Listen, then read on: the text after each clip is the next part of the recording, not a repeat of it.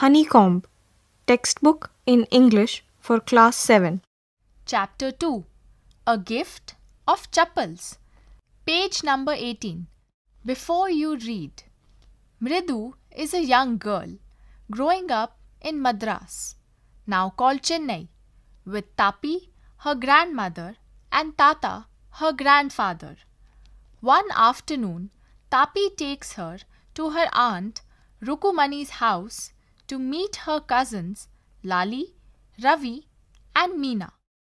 A Gift of Chappals, Part 1. A smiling Rukumani threw open the door. Ravi and Meena rushed out, and Ravi pulled Mridu into the house. "Wait! Let me take off my slippers," protested Mridu. She set them out neatly near a pair of large black ones. Those were grey, actually with dust. You could see the clear mark of every toe on the front part of each slipper. The marks for the two big toes were long and scrawny. Mridu didn't have much time to wonder about whose slippers they were, because Ravi dragged her to the backyard behind a thick bitter berry bush. There, inside a torn football lined with sacking and filled with sand, lay a very small kitten lapping up milk from a coconut half shell. Word meaning in this page: scrawny means thin, suggesting skinny toes. Page number 19. We found him outside the gate this morning. He was mewing and mewing. Poor thing, said Meena. It's a secret. Amma says Pati will leave for our Padu Mama's house if she knows we have a cat. People are always telling us to be kind to animals, but when we are, they scream, "Ooh, don't bring that dirty creature here," said Ravi. Do you know how hard it is to just get a little milk from the kitchen? Pati saw me with a glass in my hand just now. I told her I am very hungry. I want to drink it. But the way she looked at me, I had to drink most of it to throw her off the scent. Then she wanted the tumbler back. "Pati, Pati, I'll wash it myself. Why should I put you to trouble?" I told her. I had to run and pour the milk into this coconut shell and then run back and wash the tumbler and put it back before she got really suspicious. Now we have to think of some other way to feed Mahendran. Word meaning in this page: Pati, grandmother in Tamil. Throw her off the scent. It means mislead her so that she won't understand the real purpose. Page number 20. Mahendran, this little kitty's name is Mahendran. Mridu was impressed. It was a real name, not just a cute kitty cat name. Actually, his full name is Mahendra Varma Pallava Punai, MP Punai for short, if you like. He's a fine breed of cat. Just look at his fur, like a lion's mane. And you know what the emblem of the ancient Pallava kings was, don't you? He looked expectantly at Mridu. Mridu giggled. You think I'm joking? Well, just wait. I'll show you sometime. It's clear you don't have a thing about history. Haven't been to Mahabalipuram, have you? He said mysteriously. Well, when our class went to Mahabalipuram, I saw a statue of his tatas, etc., etc. Fact is, Mahendran here is descendant from that very same ancient cat. A close relative, scientifically speaking, of none other than the lion. The Pallava lion, emblem of the Pallava dynasty. Ravi went on, walking around the bitter berry bush, waving a twig up and down, his eyes sparkling. This cat is a descendant of none other than the Mahabalipuram Rishi cat. And if I may just remind you, They worshipped cats in ancient Egypt. Word meanings in this page. Tata, grandfather in Tamil. Descendant from, a descendant of or comes from the same family. Page number 21. How he loved the sound of his own voice. Meena and Mridu exchanged looks. What does that have to do with anything? Mridu demanded. Ha! I am telling you, this cat is descendant from the Egyptian cat god. No goddess, bastard. Yeah, that's it. So? Well, one of the descendants of that cat goddess was a stowaway in one of the Pallava ships, and his descendant was the Mahabalipuram Rishi cat, whose descendant is Ravi flourished his twig at Mahendran. MP Punai here. Whoop, eek. He shrieked, very pleased with himself. Mahendran looked up, alarmed. He had just been sharpening his claws on the edge of the coconut shell. But worse than Ravi's awful whoop, eek was a screech from the window. What a weird sound! If Mridu was startled, MP Punai was frightened out of his wits. Hair standing on end, he bounced up and scurried towards a bamboo tray of red chilies that had been set out to dry. Trying to hide beneath it, he tipped a few chilies over himself. Meow! He howled miserably. The screeching went on and on. What's that noise? Said Mridu. That's Lali learning to play the violin, grunted Ravi. She'll never learn a thing. The music master just goes on playing like a train whizzing on and on, while Lali's all the time derailing, going completely off track. Word meanings in this page. Stowaway. Someone who hides himself or herself in a ship or an aircraft to travel unnoticed. Weird. It means strange or unusual. Page number 22. Comprehension check. Question number 1. What is the secret that Meena shares with Mridu in the backyard? Question number 2. How does Ravi get milk for the kitten? Question number 3. Who does he say the kitten's ancestors are? Do you believe him? Question number 4.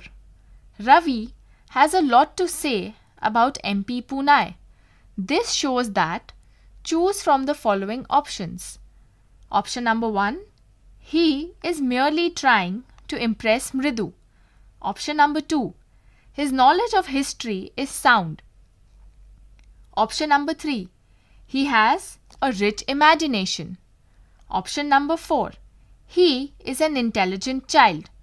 Which of these statements do you agree or disagree to? Question number 5. What was the noise that startled Mridu and frightened Mahendran? Part 2. Mridu crept up to the window. Lali was sitting a little distance away, awkwardly holding her violin and bowstring, her elbows jutting out and her eyes glazed with concentration. In front of her, with most of his back to the window, was the bony figure of the music master.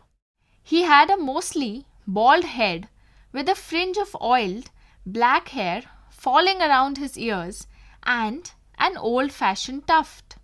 A gold chain gleamed around his leathery neck, and a diamond ring glittered on his hand as it glided up and down the stem of the violin.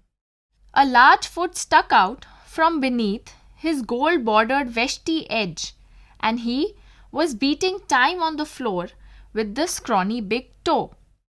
Word meanings in this page. Glided means moved along smoothly. Veshti means dhoti in Tamil. Stumbled means followed haltingly. Page number 23. He played a few notes. Lali stumbled behind him on her violin, which looked quite helpless and unhappy in her hands. What a difference! The music master's notes seemed to float up and settle perfectly into the invisible tracks of the melody. It was like the wheels of a train fitting smoothly into the rails and whizzing along, as Ravi said. Mridu stared at that huge, deranged hand moving effortlessly up the violin stem, making lovely music. Swack! There was Lali's derailing again. Amma! Came a wail from the gate. Amma! Oh! Word meaning in this page. Beranged. The music master is wearing a ring. Page number 24. Ravi, send that beggar away, cried his mother from the back veranda, where she was chatting with Tapi. He has been coming here every day for the past week, and it's time he found another house to beg from, Pati explained to Tapi. Mridu and Meena followed Ravi out. The beggar was already in the garden, making himself quite at home. He had spread his upper cloth under the neem tree and was leaning against its trunk, apparently prepared to take a little snooze while he waited for the ants to appear. Go away, said Ravi sternly. My Pati says it's time you found another house to beg from. The beggar opened his eyes very wide and gazed at each of the children one by one. The ladies of this house, he said, at last in a voice choked with feeling, are very kind souls. I have kept my body and soul together on their generosity for a whole week. I cannot believe that they would turn me away. He raised his voice, Amma! Amma! Oh! Sad his wail might be, but it certainly wasn't feeble. It began in a deep, strong rumble somewhere in his withered belly and came booming out of his mouth, with its few remaining teeth stained brown with beetle chewing.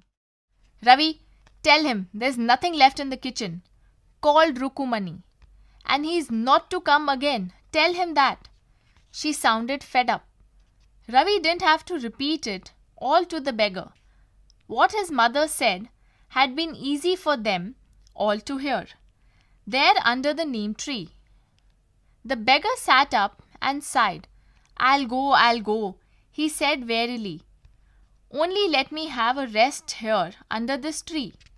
The sun is so hot and the tar has melted on the road. My feet are already blistered. He stretched out his feet to show large, pink, beeling blisters on the soles of his bare feet. Word meaning on this page. Snooze means short sleep. Kept my body and soul together. Managed to stay alive.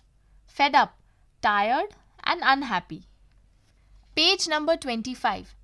I suppose he doesn't have the money to buy chappals, Mridu whispered to Meena and Ravi. Have you got an old pair in the house somewhere? I don't know, said Ravi. Mine are too small to fit his feet, or I'd have given them to him. And his feet were larger than Mridu's and Meena's. The beggar was shaking out his upper cloth and tightening his dhoti. He raised his eyes and looked fearfully at the road, gleaming in the afternoon heat. He needs something on his feet, Meena said, her big eyes filling. It's not fair. Shh, said Ravi. I'm thinking about it. Blubbering, it's not fair, isn't going to help. In 2 minutes, he'll be frying his feet on that road. What he needs is a pair of chappals. So where do we get them? Come, let's search the house. He pushed Mridu and Meena into the house. Just as she stepped into the veranda, Mridu's eyes fell on the odd-looking chappals she had noticed when she arrived. Ravi, she whispered to him. Whose are those?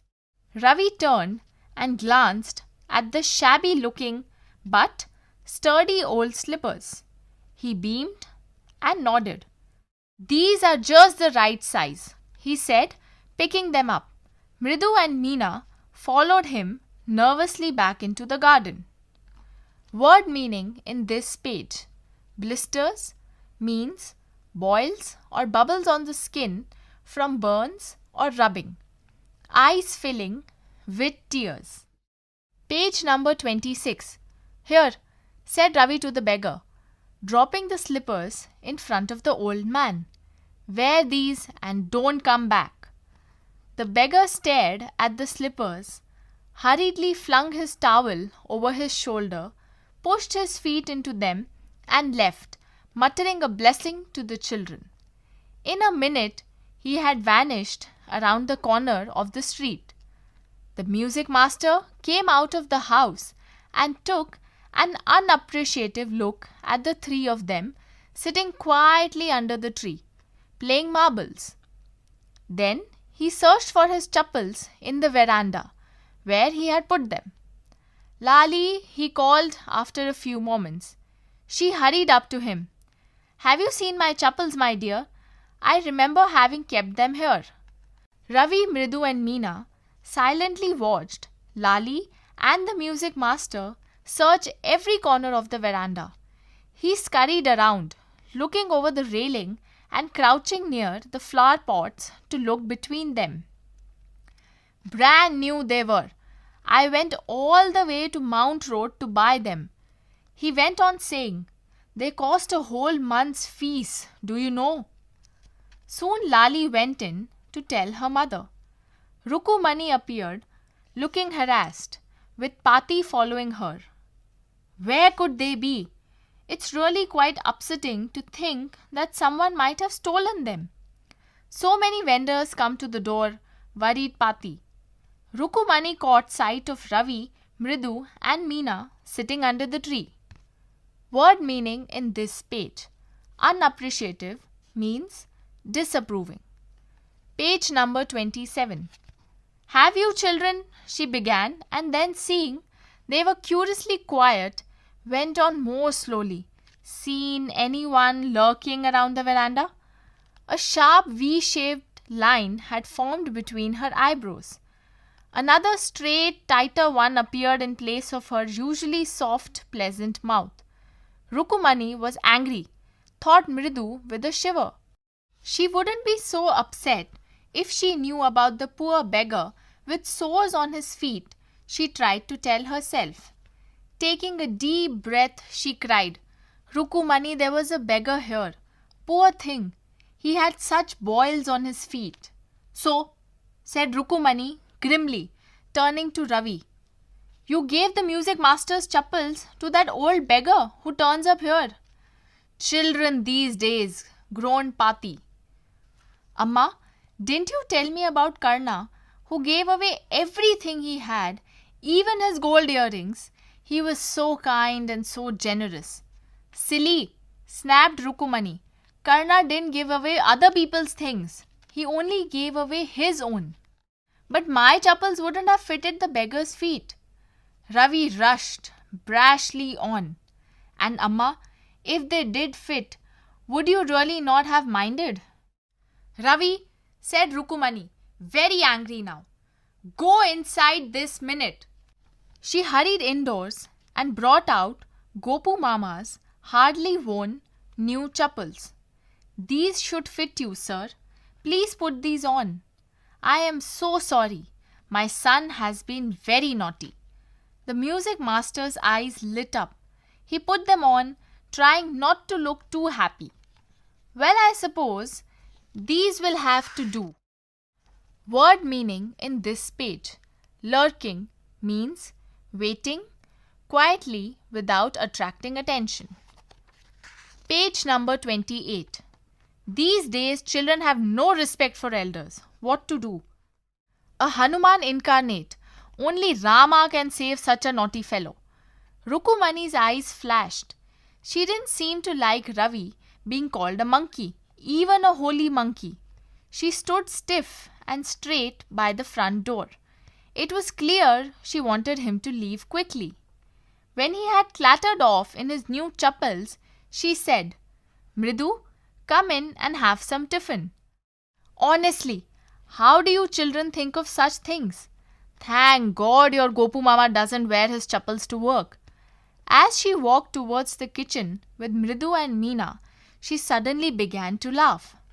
But he is always in such a hurry to throw off his shoes and socks and get into his chappals as soon as he comes home. What's your mama going to say this evening when I tell him I gave his chappals to the music master? Written by Vasanta Surya from Mridu in Madras, Goru Chakka turns up. Word meaning in this page: clattered off, gone off noisily, with the noise or clatter of chappals. Comprehension check. Number 1. The music master is making lovely music. Read aloud the sentence in the text that expresses this idea. Question number 2. Had the beggar come to Rukumani's house for the first time? Give reasons for your answer. Question number 3. A sharp V-shaped line had formed between her eyebrows. What does it suggest to you about Rukumani's mood? Page number 29. Working with the text. Question number 1. Complete the following sentences. 1. Ravi compares Lali's playing the violin to dash. 2. Trying to hide beneath the tray of chilies, Mahendran dash. 3. The teacher played a few notes on his violin and Lali dash. 4. The beggar said that the kind ladies of the household dash. 5. After the lesson was over, the music teacher asked Lali if dash. Question number 2. Describe the music teacher as seen from the window. Question number 3. Part 1. What makes Mridu conclude that the beggar has no money to buy chappals? Part 2. What does she suggest to show her concern? Question number 4. Have you children, she began, and then, seeing they were curiously quiet, went on more slowly, seen anyone lurking around the veranda? Part 1. What do you think Rukumani really wanted to ask? Part 2. Why did she change her question? Part 3. What did she think had happened? Question number 5. On getting Gopu Mama's chappals, the music teacher tried not to look too happy. Why? Question number 6. On getting a gift of chappals, the beggar vanished in a minute. Why was he in such a hurry to leave? Page number 30. Question 7. Walking towards the kitchen with Mridu and Meena, Rukumani began to laugh. What made her laugh? Working with language. Question number 1. Read the following sentences. A. If she knows we have a cat, Pati will leave the house. B. She won't be so upset if she knows about the poor beggar with sores on his feet. C. If the chappals do fit, will you really not mind? Notice that each sentence consists of 2 parts. The first part begins with if. It is known as if clause. Rewrite each sentence of the following pairs of sentences as a single sentence. Use if at the beginning of the sentence. For example, A. Walk fast, you will catch the bus. If you walk fast, you will catch the bus. B. Don't spit on the road, you will be fined. Rewrite each of the following pairs of sentences as a single sentence. Use if at the beginning of the sentence. A. Walk fast, you will catch the bus. If you walk fast, you will catch the bus. B. Don't spit on the road, you will be fined. If you spit on the road, you will be fined. Number 1. Don't tire yourself now. You won't be able to work in the evening. Number 2. Study regularly. You will do well in the examination. Number 3. Work hard. You will pass the examination in the first division. Number 4. Be polite to people. They'll also be polite to you. Number 5. Don't tease the dog. It'll bite you. Change these sentences by using if. Question number 2. Fill in the blanks in the following paragraph. Today is Sunday. I am wondering whether I should stay at home or go out.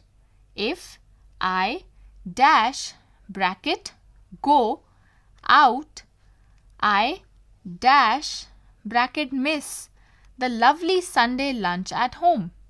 If I dash bracket stay for lunch, I dash bracket miss the Sunday film showing at Archana Theatre. I think I'll go out and see the film, only to avoid getting too fat. Question number 3. Complete each sentence below by appropriately using any one of the following. Your options are if you want to, if you don't want to, if you want him to. Complete the following sentences by using the above options. 1. Don't go to the theatre, dash. 2. He'll post your letter, dash. 3. Please use my pen, dash. 4. He'll lend you his umbrella, dash. 5. My neighbor Ramesh will take you to the doctor, dash. 6. Don't eat it, dash. Speaking and writing. Question number 1. Discuss in small groups. If you want to give away something of your own to the needy, would it be better to ask your elders first? Number 2. Is there someone of your age in the family who is very talkative? Do you find him interesting and impressive, or otherwise? Share your ideas with others in the group. Number 3. Has Rukumani done exactly the same as the children? In your opinion, then, is it right for one party to blame the other? Question number 2. Read the following. A group of children in your class are going to live in a hostel. They have been asked to choose a person in the group to share a room with. They are asking each other questions to decide who they would like to share a room with. Ask one another questions about likes, dislikes, preferences, hobbies, personal characteristics. Use the following questions and sentence openings. 1. What do you enjoy doing after school? I enjoy dash. Page number 32. Number 2. What do you like in general? I like dash. Number 3. Do you play any game? I don't like dash. Number 4. Would you mind if I listen to music after dinner? I wouldn't dash. Number 5. Will it be all right if I dash? It's fine with me dash. Number 6. Is there anything you dislike particularly? Well, I can't share dash. Number 7. Do you like to attend parties? Oh, I dash. Number 8. Would you say you are dash question mark? I think dash. Do you know? Answer. No. What this tall bird does on sensing danger from far is to lie flat on the ground with its long neck almost horizontal. The enemy may not spot the ostrich in this position from a distance, and it may be mistaken for a shrub or bush. If the danger is close by, the ostrich will take off and run. Though ostriches cannot fly, they can run as fast as 65 km per hour. If cornered, they give a swift, hard kick. An ostrich burying its head in sand to escape attention is a metaphor for people who ignore rather than face a problem. Honeycomb. You Honeycomb. Textbook in English for Class 7. Chapter 2, page 33. The Rebel. Do you know anyone who always disagrees with you or your friends or likes to do the opposite of what everyone thinks they should do? Think of a word to describe such a person. Discuss with your partner some of the things such a person generally does. Now, read the poem. When everybody has short hair, the rebel lets his hair grow long. When everybody has long hair, the rebel cuts his hair short. When everybody talks during the lesson, the rebel doesn't say a word. When nobody talks during the lesson, the rebel creates a disturbance. When everybody wears a uniform, the rebel dresses in fantastic clothes. When everybody wears fantastic clothes, the rebel dresses soberly. In the company of dog lovers, the rebel expresses a preference for cats. In the company of cat lovers, the rebel puts in a good word for dogs. Page 34. When everybody is praising the sun, the rebel remarks on the need for rain. When everybody is greeting the rain, the rebel regrets the absence of sun. When everybody goes to the meeting, the rebel stays at home and reads a book. When everybody stays at home and reads a book, the rebel goes to the meeting. When everybody says, "Yes, please," the rebel says, "No, thank you." When everybody says, "No, thank you," the rebel says, "Yes, please." It is very good that we have rebels. You may not find it very good to be one. By D.J. Enright. Working with the poem. Question 1. Answer the following questions. 1. If someone doesn't wear a uniform to school, what do you think the teacher will say? 2. When everyone wants a clear sky, what does the rebel want most? 3. If the rebel has a dog for a pet, what is everyone else likely to have? 4. Why is it good to have rebels? 5. Why is it not good to be a rebel oneself? 6. Would you like to be a rebel? If yes, why? If not, why not? Page 35.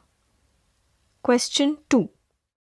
Find in the poem an antonym, a word opposite in meaning, for each of the following words. 1.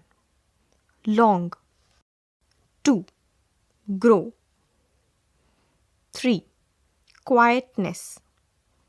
4. Sober.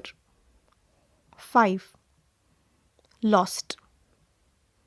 Question 3. Find in the poem lines that match the following. Read both one after the other. 1. The rebel refuses to cut his hair. 2. He says cats are better. 3.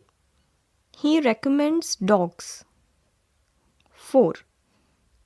He is unhappy because there is no sun. 5. He is noisy on purpose. In the box below, tutor tooted. A tutor who tooted a flute. tried to tutor two tutors to toot. Said the two to their tutor, "It is harder to toot or to tutor two tutors to toot." Honeycomb. You were just listening to this audiobook.